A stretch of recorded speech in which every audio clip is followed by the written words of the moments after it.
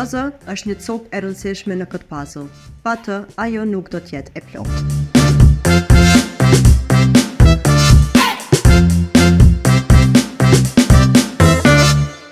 Jemi me Equal Voices Podcast dhe unë jam Agnesa. Edhe sot në podcastin tonë do të diskutojmë për edukimin seksual në shkolla dhe atë se sa kanë njohuri të rinjët rreth kësaj teme.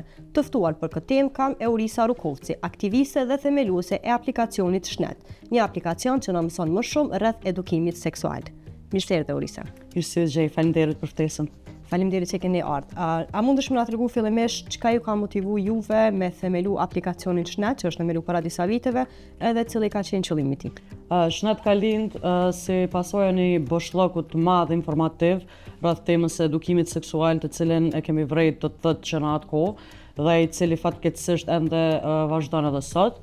Shnet ka lind si ide në një prej punëtoritë e UNICEF-it, Upshift, punëtoria Upshift, dhe në atë kohë ne kemi qenë studente në fakultetin e psikologjisë dhe kemi pas si mision të them për me kriju diçka për komunitetin tonë. Edhe një prej çështjeve të cilën e kemi vrejt, me të cilën kemi pas do të thotë edhe kemi pa pasoja direkte ka qenë mungesa e edukimit seksual. Do të thotë në atë kohë ka pas personalisht e kom pas një shoqe të klasës e cila në klasën e 8 ka dalë prej shkollës për shkak të shtatzanisë.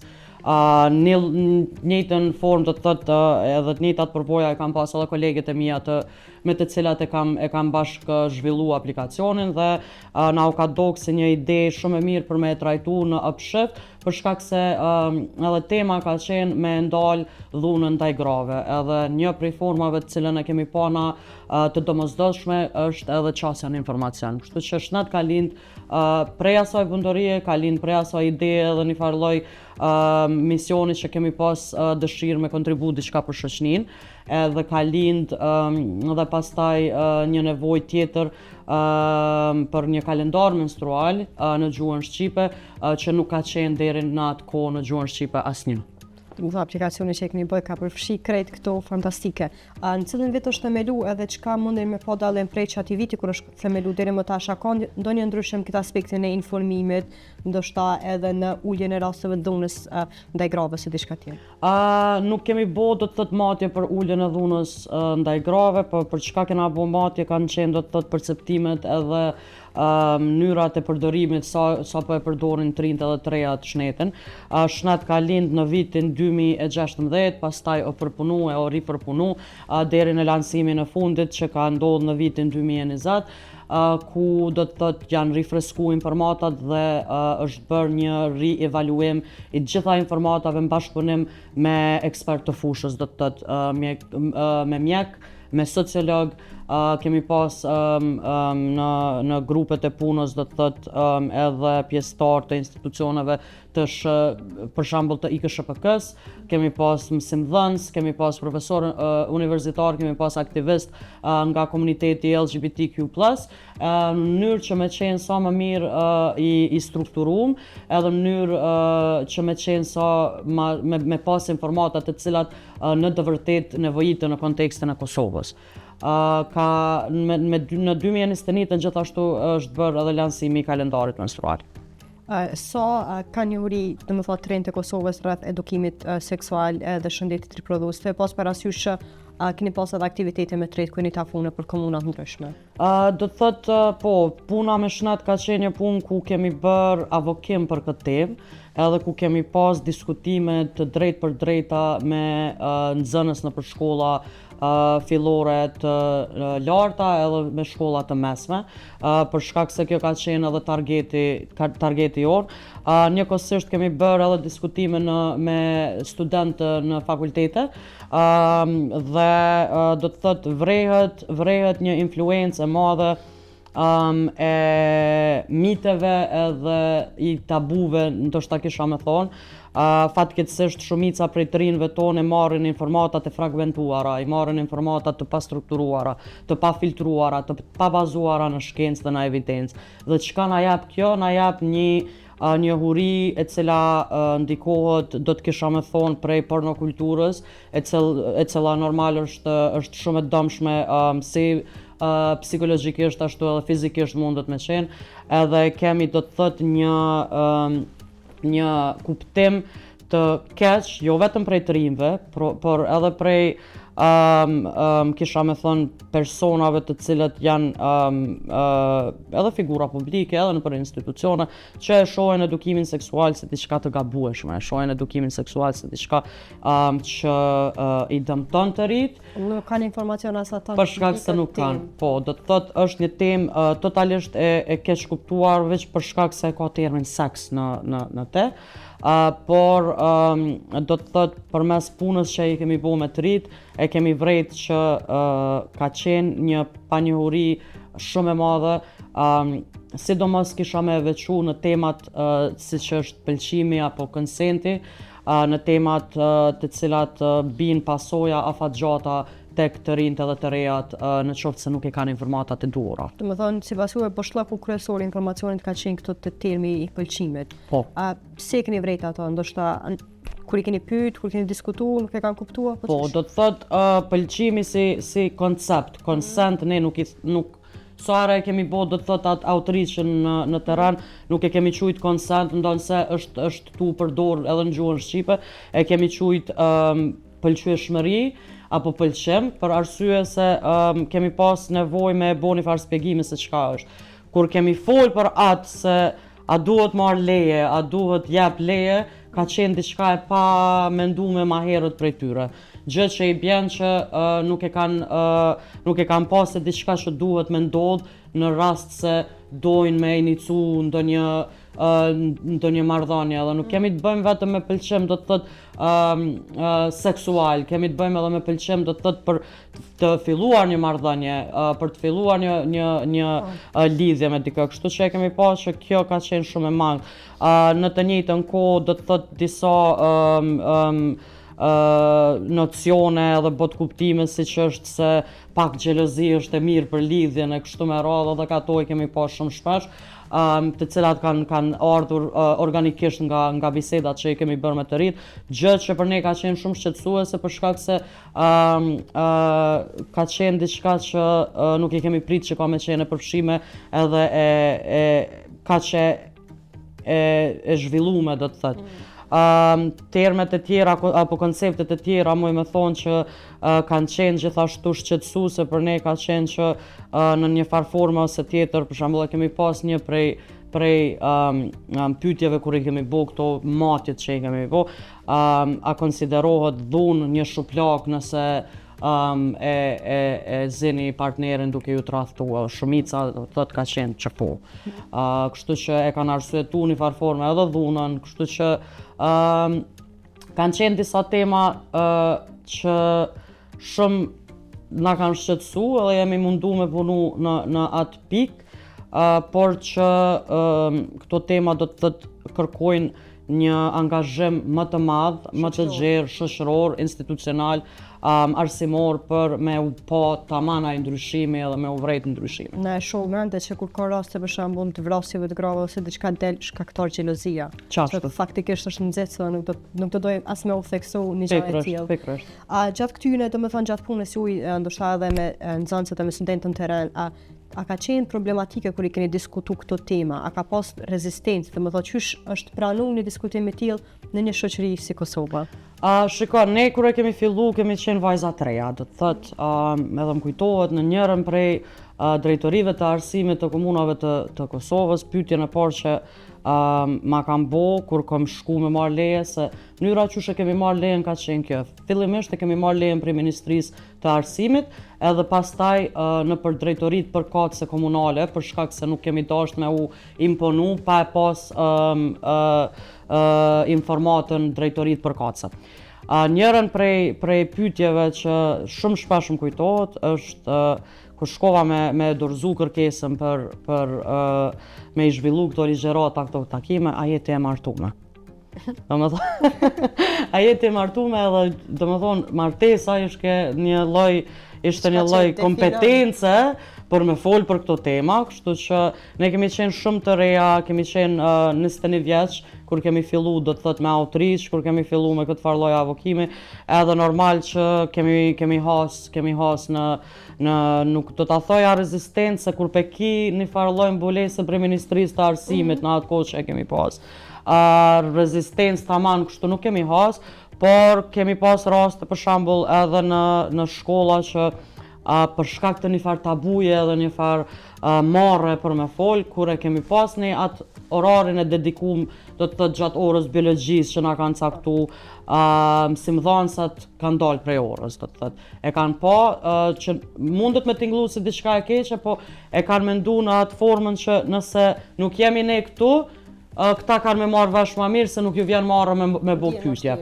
Ndihen ma shlirë. Kështu që kemi pas edhe raste të tilla ku kompetenca jonë është vara, jemi të martu me ajo, po kemi pas edhe tepër përkraje të madhe prej mësimdhënësave që ndoshta gjatë orës saj kemi spjeguna këto dimenzionet e ndryshme të edukimit seksual, ata na kanë plotësu. Ka qenë një përvojë interesant, edhe normal ka pas variacione, do të thotë prej përkrajes edhe mos përkrajes. Është kjo termi, a je martu me zakonisht vajzat hasin ku shkojnë për shembull te ginekologu, saqërisht këtu që janë shoqëri pak më tradicionale, ndoshta se për me nuk pyeta ke pas marrëdhënie, po ai je martuar. Tekresht. Kështu që është mendoj është një problematik në shatë termi që do të me u zëvendësu edhe juve ja kanë dhënë si kompetencë. Po jo, me që veçini mirë me këtë temë, do më thonë prej disa viteve, aktualisht në Kosovë, në shkollat e Kosovës, a mendon që jepet edukimi seksual në mënyrën e duhur këto lançeve të është aktive, për shembull në biologji, mandej sa e dje në disa mësime tek njeriu dhe natyra, edukata qytetare, a mendon që nxënësit informohen mjaftueshëm rreth kësaj teme, edhe a do dojmë u fut edukimi seksual si lëndë obligative e veçantë në shkolla? Do të thotë çka kemi hasë në terren është që shumë shpesh kur janë këta kapituj, ndonë se janë me plan program, ndonë se janë të planifikume me umbajt ato orë dhe me ushtelu ato tema, shumë shpesh veç anashkalohen komplet. Na ka ndodhur më mend pikërisht në shkollë ku jam kanë që do më thotë. Po, veç e kanë anashkalu, ja kanë bo skip, edhe ato e kemi pa do të thotë edhe gjatë punës, edhe fatkeqësisht hala vazhdon me qenë e tillë. Edhe mendoj që nuk është e mjaftueshme. Mendoj që duhet me pas një edukim seksual të mirëfillt, një edukim i cili do të thotë është edukim seksual gjithëpërfshirës. Në këtë kuptim mendoj që duhet me u trajtu do të thotë të gjitha anët e edukimit seksual. Shumë shpesh do të thotë edukimi seksual mbetet vetëm në atë biologjike. Edukimi seksual gjithëpërfshirës është shumë më i madh se ajo. Është tema do të thotë të seksualitetit, është tema e pëlqyeshmërisë që e përmendëm më herët, është tema e marrëdhënieve të shëndetshme, është tema e marrëdhënieve të shëndosha në kuptimin social, emocional, psikologjik. Mendoj që duhet shumë më shumë me u bë, dhe mendoj që futja e lëndës së edukatës seksuale në shkolla, mendoj që kish kontribu dukshëm në reduktimin e gjanave të cilat shpihen në dhunë edhe të cilat shpihen në gratë të cilat bllokohen në pozita të ndryshme, domethënë të jetës së tyre. Çfarë po du me thonë me këta është që shumë shpesh i shohim që vajzat e reja apo edhe gratë e reja mbesin në lidhje abuzive, toksike për shkak se nuk e dinë që do të thotë ka rrugdalje të tjera. Edhe me edukim gjithëpërfshirës seksual do të thotë binë pa edhe këto, binë pa ku me kërku ndihmë në rast të dhunës, ku me u referu te kush me kënd munësh me fol e kështu me radhë. Kështu që mendoj që kish me qenë shumë një plus i madh, mendoj që kish me qenë një mënyrë për me u vetëdijsu shoqëria jonë, edhe për çështje biologjike, po edhe për çështje sociale që ndikojnë drejt për drejt. kishte me qenë shumë e rëndësishme mendoj edhe tek çështja e aborteve për shembull se e përmend edhe ti një rast që the keni pasur në shkollë dhe ka vazhdimisht në anën tjetër nuk ka informacione që ka për shembull disa herë kanë tentuar me pyet se sa është numri i aborteve, sa është numri i lindjeve të vajzave që janë nën moshën 18 vjet dhe fatkeqësisht nuk ka informacione. Po mendoj që i kish rregulluar ndoshta këtë sistemin që edhe me hi pak më shumë me pas dhana, me shiku edhe me pas se qysh po ndikon nëse futet vetë një lëndë e tij. Po, ashtu. Se e kish eduku prej fillimit, ndoshta se është hala një tema tabu edhe me u fut ndoshta me ble kontraceptiv ose çka do të qoftë tjetër në barnatore. Po, diçka edhe tjetër çka kemi pa është përdorimi i gabueshëm i këtyre, i kontraceptivëve edhe sidomos i këtyre pilulave emergjente. Këta e kemi pas flagged edhe prej ginekologës e cila ka kontribu do të thot në materialin që është në shnet, e cila ka thonë që pilulat emergjente po keq përdoren. Pilulat emergjente po konsiderohen si formë e planifikimit familjar që nuk ishte dashur me u përdor si të tilla. Kështu që ka shumë dezinformata, ka edhe në mënyrën edhe kur mirën ato informata do të thotë mirën në mënyra të gabueshme, edhe kemi deri te le të themi çrregullim apo edhe dëmtim i hormonal apo dëmtim i organeve të cilat do të thotë kishin mujt shumë lehtë mos me u dëmtu edhe mos me u shregullu fare për shkak se nuk përdoren kontraceptivt apo pilulat emergjente ashtu siç janë të dizajnuar për me u përdorur. Po, pikërisht. Qysh mendon që kish mund siguru që edukata seksuale me qenë gjithë përfshirëse edhe me përfshi grupe të ndryshme shoqërore duke përfshi edhe LGBTQ+.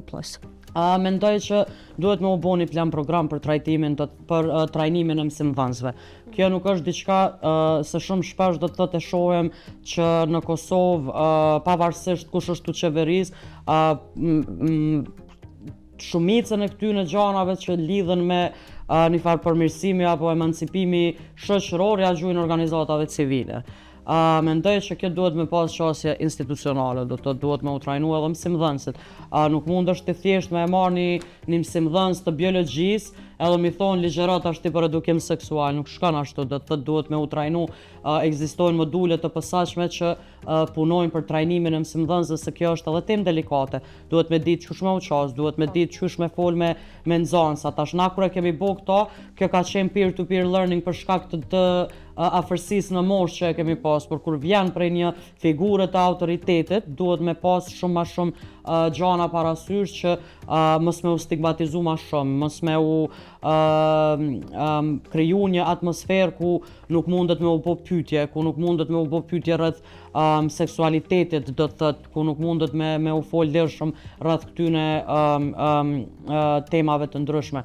Mendoj që trajnimet e posaçme kishin me pas vlerë shumë të madhe, edhe nuk është diçka që nuk bëhet. Kemi pas që ka pas sukses do të thotë trajnimi i mësimdhënësve për përdorimin e informatikës edhe teknologjisë informatike.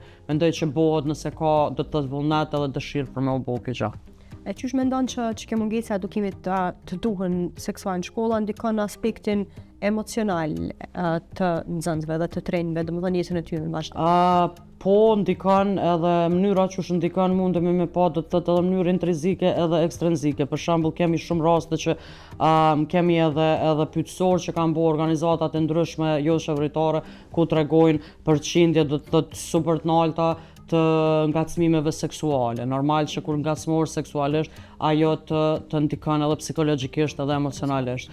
Mandej kemi raste të dhunës seksuale, të cilat sipas një raporti, nëse nuk gaboj të rrjetit të grave, një përqindje shumë e madhe të rasteve seksuale, të dhunës seksuale do të thotë bëhen prej shokëve ndaj shoqeve të tyre.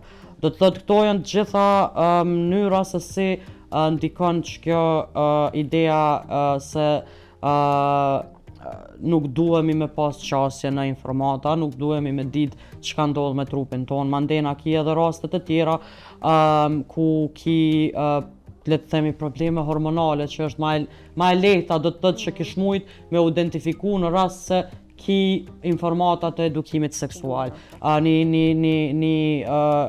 Kemi shumë raste do të thotë edhe në Tiranë që kemi pa që kur kemi folë me vajzat e reja, nuk e kanë ditë faktikisht çka ka ndodhur kur t'ju vinë periodat, për shkak se nuk e kanë marrë informatën as në familje as në shkollë, edhe kur e kanë marrë atë informat, ka qenë e fragmentuar ose ka qenë dikun gabim, edhe për shembull kemi rastin që nuk dihet sa zgjat një cikël, ose nuk dihet a është normale, sa është normale gjakderdhja e kështu me radhë. Kështu që ndikimi është shumë i madh, tu fillu prej dhunës deri tek referimet, do të thotë që nuk ka informata se ku edhe kur duhet me kërku ndihmë, edhe deri te ato do të thotë që kanë të bëjnë me shëndetin edhe të vajzave edhe të djemve të ri.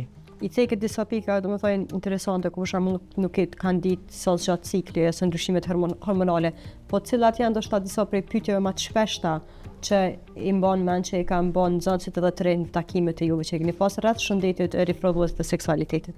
Varësisht kanë qenë do të thotë të lidhura me këto tematika të thotë më sociale. Ka pas shumë qef me u diskutu tërmjet të rinjve marrëdhëniet, do të thotë lidhjet vajzë-djalë.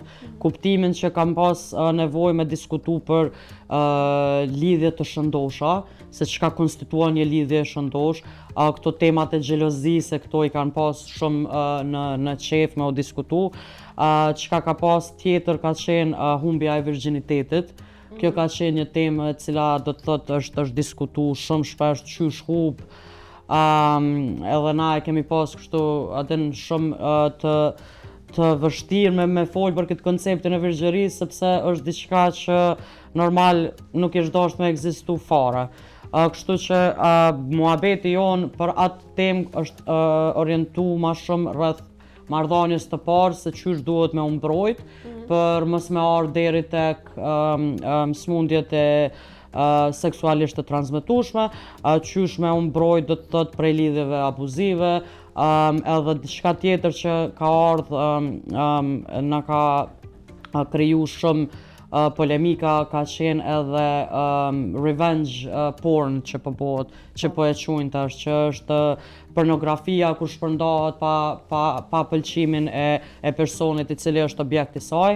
Këto e kemi po do të thotë si një lloj hakmerrje kur gratë e reja, qikat e reja nuk ju kanë për ullë do të thotë të gjitha kërkesave, e sidomos kërkesave seksuale, do të thotë, ose me bo seks, ose ta qes që të foto.